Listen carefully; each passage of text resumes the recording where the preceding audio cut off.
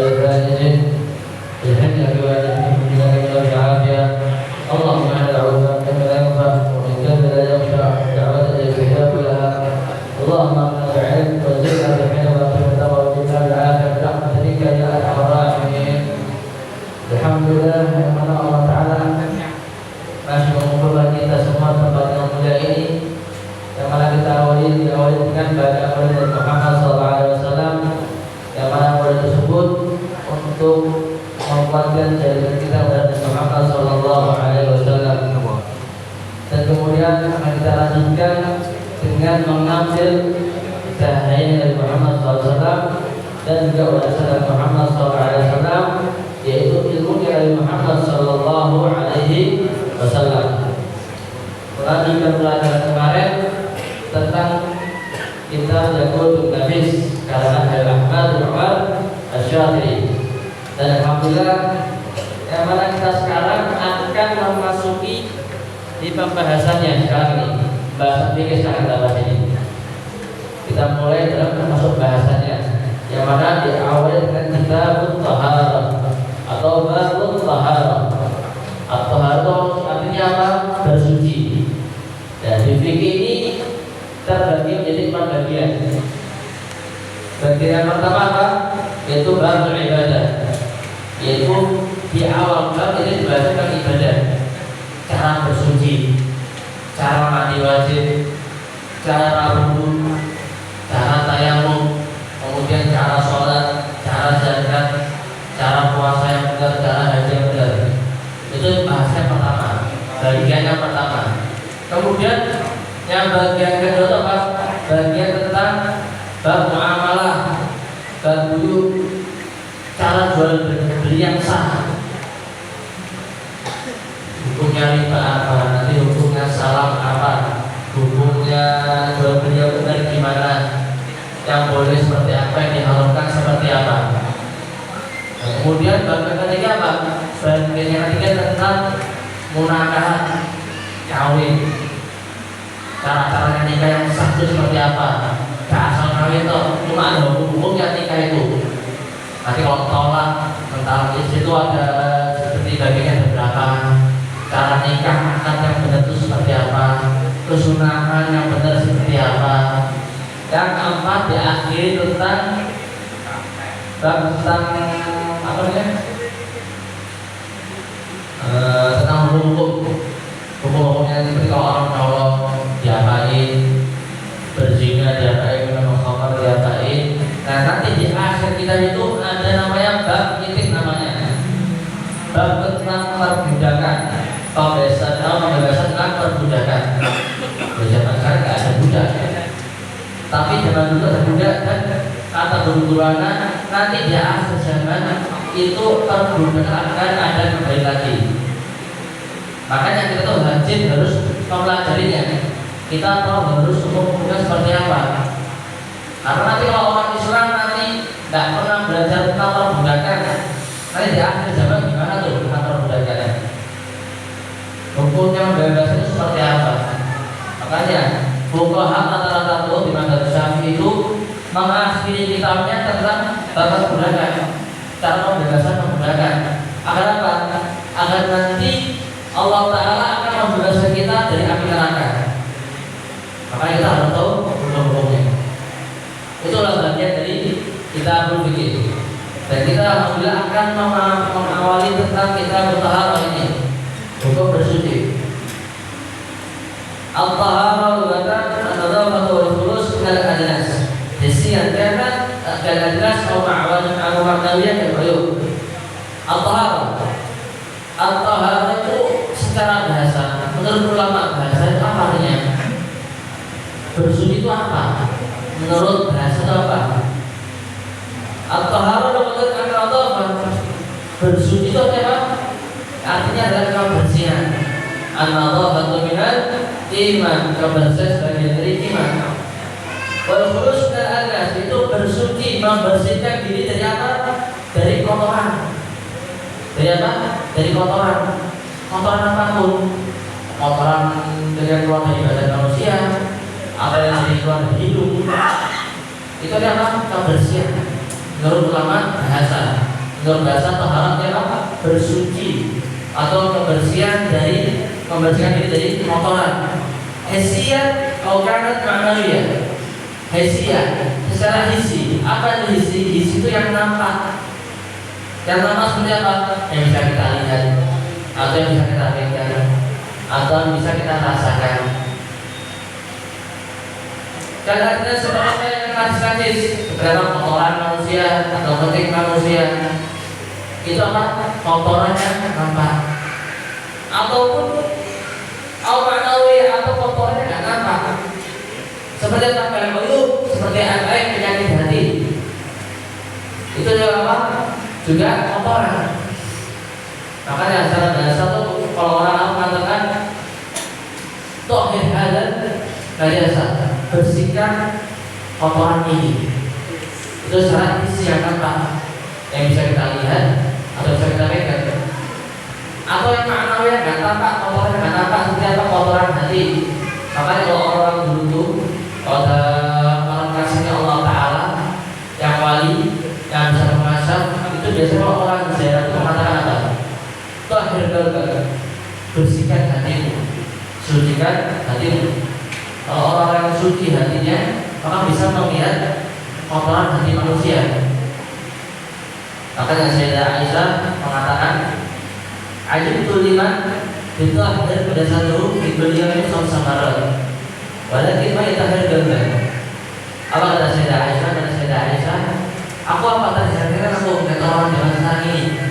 Kalau mereka orang membersihkan diri mereka sebanyak 5 kali atau mandi sebanyak 2 kali, mereka rutin setiap hari membersihkan tubuh mereka. Akan tapi yang buat aku heran itu apa? Yang buat aku heran, mereka tidak membersihkan hati mereka. Tidak apa membersihkan hati mereka. Itu kata Sayyidah Aisyah. Itu apa? Tahar menurut bahasa. Akan tapi menurut syariat, menurut fikih, apa itu tahara? Apa itu bersuci? Tahara adalah fi'lu ma tatawaqqafu 'alaihi ibahah. Itu apa? Definisi tahara itu menurut ulama fikih mengatakan yaitu ada sebuah pekerjaan yang mana pekerjaan tersebut jika dilakukan yang sebelumnya dilarang akan diperbolehkan. Contoh kayak apa? Sholat. Sholat kalau belum bersuci, belum taharah, hukumnya boleh atau enggak? Enggak boleh. Tapi ketika sudah bersuci, seperti apa? Sudah berwudu. Maksudnya pengertiannya apa? Berwudu. Al-ibadah itu berwudu. Kalau udah berwudu, terus melakukan sholat boleh enggak? Boleh. Nah, tapi dalam taharah ini apa yang dihilangkan? Apa yang dihilangkan dari taharah tersebut? Apa yang dibersihkan? Ada 2. Ada namanya khobat, ada namanya najas. Khobat itu seperti apa? Khobat itu tidak nampak. Najasa kan nampak. Najasa kalau misalkan orang mau sholat, tapi ada najasa, ada kotoran, ada telek. Nah, ada telek misalnya di bajunya, atau ada di kakinya. Itu boleh nggak sholat? Nggak boleh. Makanya harus dibersihkan dulu. Dengan cara apa? Disiram dengan air dan suci. Atau khobat itu nggak nampak. Orang nggak seperti apa? Orang nggak memiliki wudu. Misal orang sekarang nggak memiliki wudu, maka dinamakan orang itu memiliki khobat. Ya, cara bersihnya gimana? Cara membersihkannya dengan apa? Berwudu. Itu. Jadi yang dibersihkan dalam taharah ini apa? Khobat dan najas. Nah, orang kalau sudah melakukan wudu, orang kalau melakukan khobat itu seperti apa? Dengan apa? Dan ketika basuhan pertama di wudu, kan rata-rata orang kalau wudu itu basuh berapa kali? 3 kali ya. Basuh muka 3 kali, basuh kedua tangan 3 kali, basuh kepala 3 kali, basuh kedua kaki 3 kali. Nah, dan kapan khobat terakhir? Ada tahu? Di basuhan berapa? Di basuhan yang pertama. Jadi wajibnya berwudu itu dengan sekali basuhan muka sekali basuhan kedua tangan, sekali usapan kepala, dan sekali basuhan kedua kaki. Yaitu khobas angkat. Jadi cukup dengan satu basuhan di bagian yang disebut itu khobas akan terangkat. Paham sih? Walau min ba'dil wudu, walau min ba'dil wudu atau di dengan cara yang lain. Seperti apa? Contohnya bersuci dengan cara yang lain. Seperti tayamum. Seperti apa tayamum? Tapi tayamum ini adalah tohara yang lemah. Adalah tohara yang lemah. Dan wudu adalah tohara yang kuat.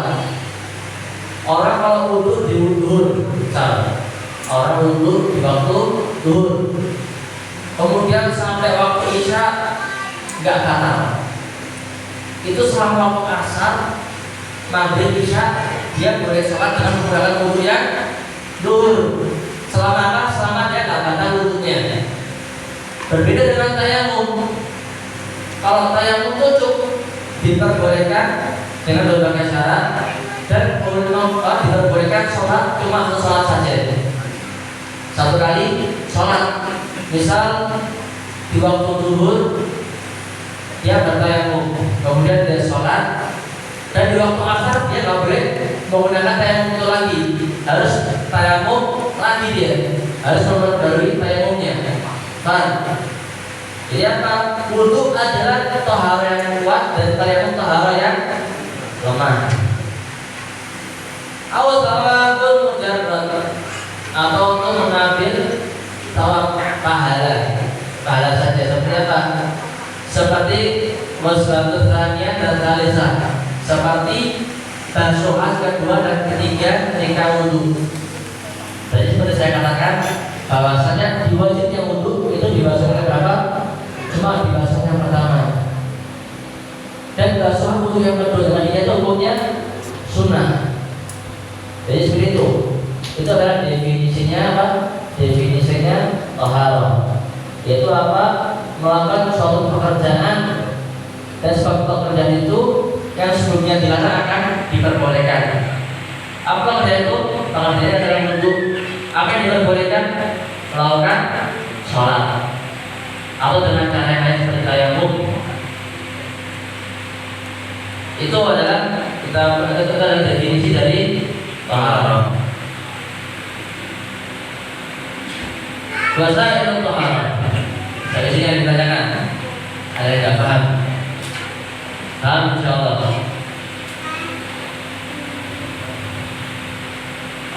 Teman-teman, ini apabila akhir Hasan berkesempatan untuk bertanya, ini masalah itu penting karena semua sholat atau wudu saja.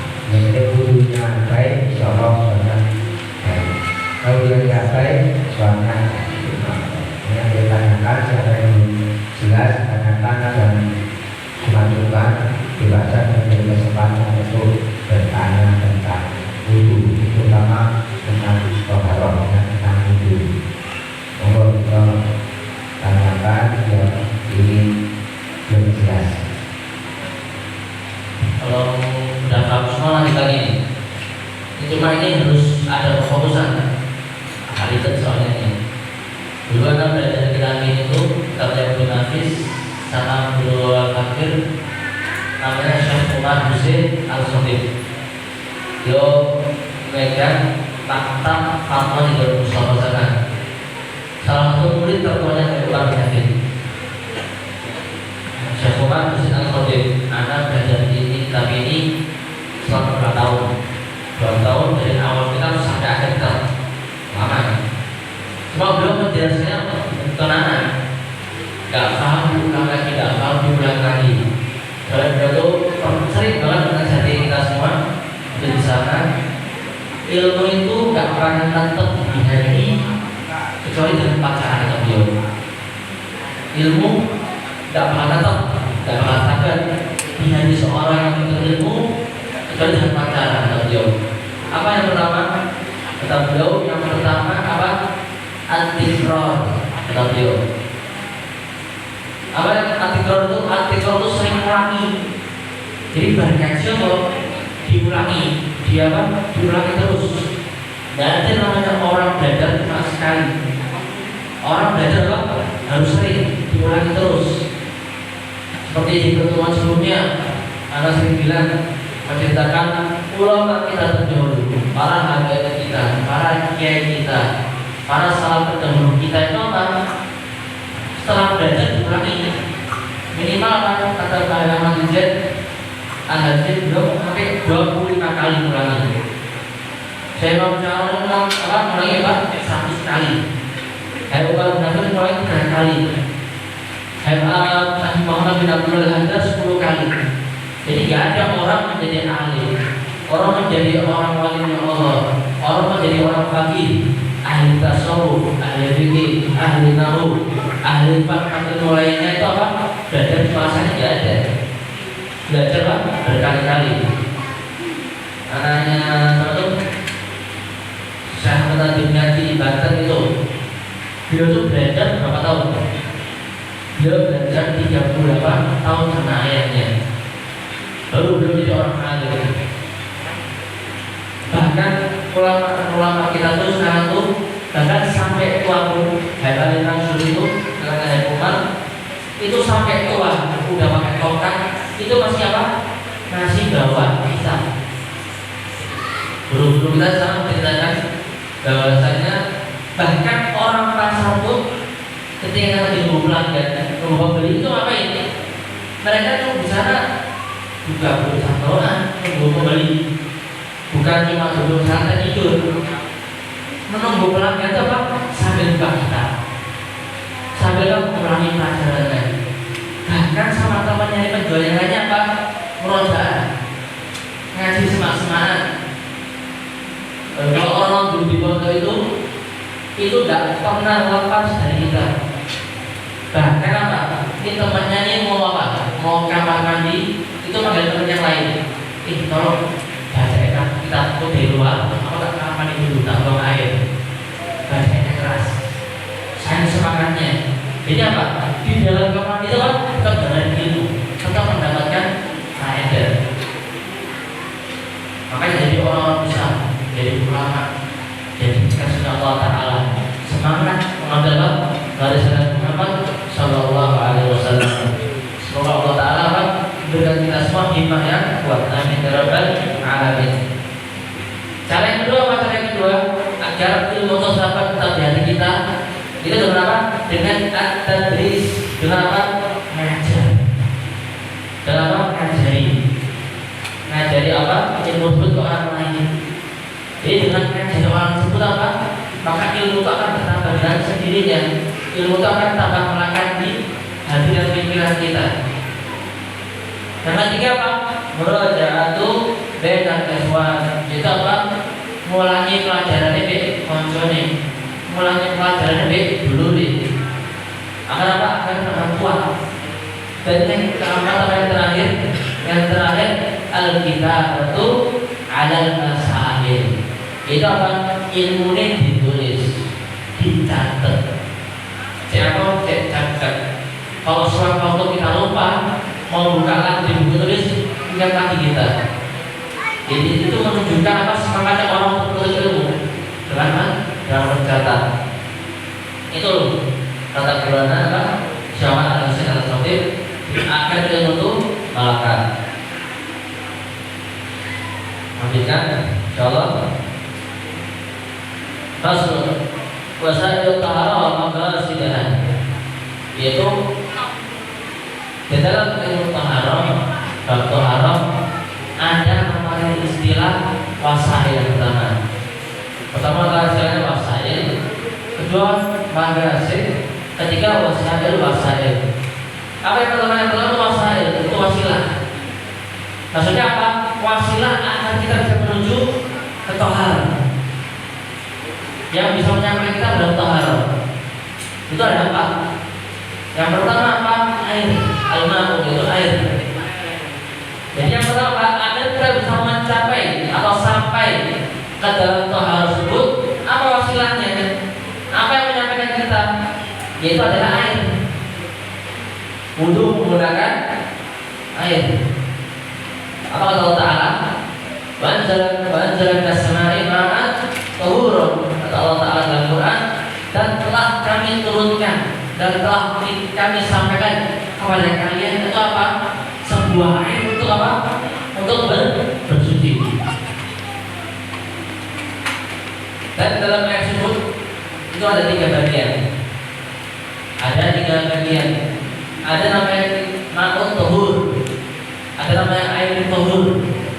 Yang kedua ada ma'un tahir. Air tahir. Kemudian air mutanajis. Ma'un tahur. Apa itu ma'un tahur? Air yang bisa kita gunakan bersuci itu air apa? Yaitu air adalah air yang istilah dalam kita bilang adalah air yang turun dari langit dan keluar dari tanah. Dan air yang turun dari langit dan tumbuh dari awan keluar dari tanah ada 7. Yang pertama apa? Air hujan. Jadi air hujan ini air yang suci, bisa kita gunakan untuk berwudu atau mandi wajib.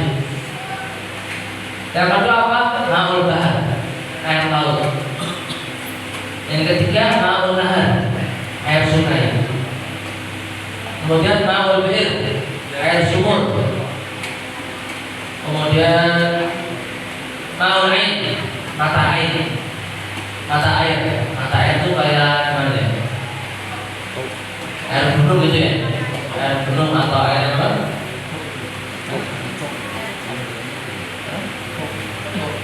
Umbul. Air gunung ya? Air sumber. Jadi gunung gitu ya? Kemudian air embun, dan satu lagi itu air apa itu?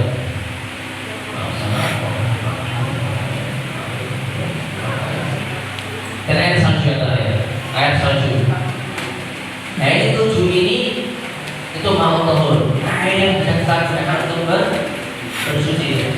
Dan mau tahur ini terbagi menjadi dua. Yang pertama apa? Air yang kita gunakan itu ketika kita gunakan dan makruh hukumnya. Hukumnya sah kita gunakan, air itu suci dan bisa mensucikan. Dan ketika digunakan hukumnya apa? Yang makruh. Ini bagian tahur yang pertama. Air tahur yang pertama. Dan kita bisa tahu dari mana? Yaitu lagi lazim, yaitu air yang gak ada embel-embelnya. Kalau kata orang situ, gak ada embel-embelnya. Seperti apa? Gak ada embel-embelnya seperti ini air. Ini namanya air apa? Air aqua, air botol. Ketika keluar dari botol, namanya tetap air bukan air. Tetap air. Kalau air ini dicampur dengan kopi, ditaruh kopi atau teh, orang menamakan air teh atau air biasa? Air teh. Bisa dibawa suci? Tidak bisa. Kenapa? Karena ada embel-embelnya, ada campurannya. Itu apa? Teh. Kalau air di botol ini dicampur dengan susu, dinamakan air susu atau air putih biasa? Air susu. Ono apa nih? Ono embel-embel. Itu apa? Mak bilang kayak lazim. Kalau dicampur berarti ada koin lazimnya, ada koinnya.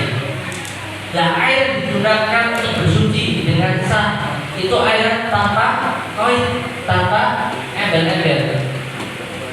Dan tahunya dari mana? Tahunya dari umumnya orang bilang. Kalau orang ini bilangnya ini air, berarti apa? Bisa digunakan bersuci. Berbeda dengan air yang di sini. Kalau orang bilang ini air biasa atau air teh? Air teh. Berarti apa? Ono embel-embel. Gak bisa digunakan untuk kalau bersuci. Paham dari sini? Paham? Benar? Kok salah? Malah balik yang orang yang beda dari bebasan oleh gunakan bersuci. Berarti kan itu ya bisa apa? Yang mau viral lagi, live di saat ini. Paham ya? Ngantuk. Jangan ngantuk, terus salah kabeh kok. Nah, sini apa?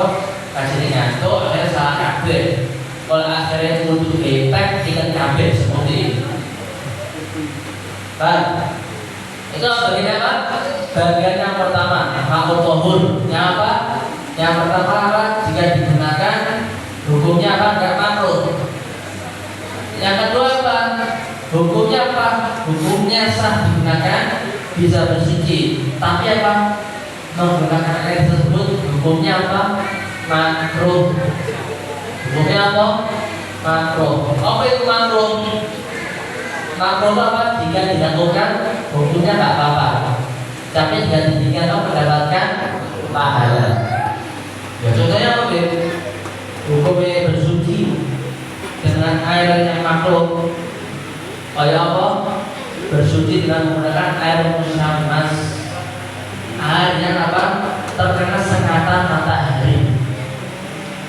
Tapi itu ada dengan syarat-syaratnya. Atau yang kedua, air yang lain apa? Air yang terlalu apa? Air yang mendidih, air yang panas banget, atau air yang apa? Terlalu dingin. Loh, sebab makruhnya apa? Disebabkan makruh karena apa? Ada mudaratnya. Ada apa? Mudaratnya, menyiksa diri sendiri. Atau disebabkan makruh juga apa? Karena wudhunya nanti apa? Tidak sempurna. Ya boleh mau wudhunya boleh banyak kepanasan. Tenang aja wudhunya.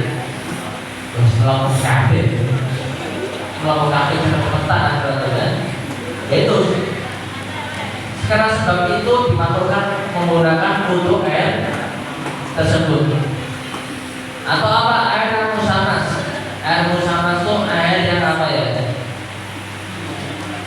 Air yang apa? Di dalam wadah, yang mana wadah tersebut terbuat dari apa? Besi atau kuningan. Ya itu biasanya di atas rumah kan ya. Itu kalau mendidih karena apa? Disebabkan karena sengatan matahari. Yaitu kalau wudhu dari menggunakan air tersebut karena sengatan matahari dan dibuat dari apa? Wadahnya terbuat dari apa? Dari logam. Itu hukumnya makruh. Kenapa?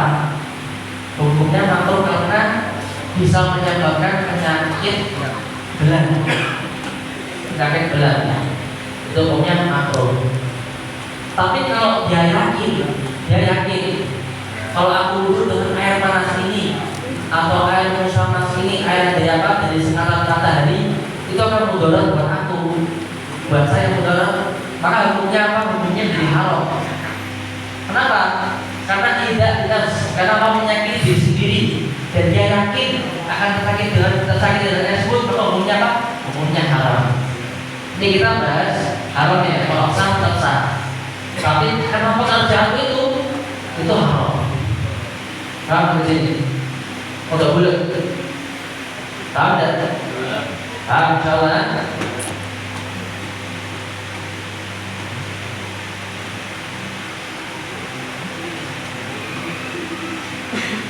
Ini apa? Ma'utur. Jadi apa? Tadi itu apa? Ma'utur itu terbagi menjadi berapa? Di awal ayat terbagi menjadi berapa? Ada menjadi 3. Ini kan tulis loh Pak, hilang kabeh tidak ada tinggi. Pecahannya mau pakai ini saya ada lagi nih. Saya ada lagi. Terus hilang kabeh. Kadang-kadang kok hilang kabeh. Untuk saya itu diserahkan lagi. Jadi coba lakukan insyaallah. Anak husnudon ini orang di sini orang namanya husnudon guys. Husnudon itu cara insyaallah.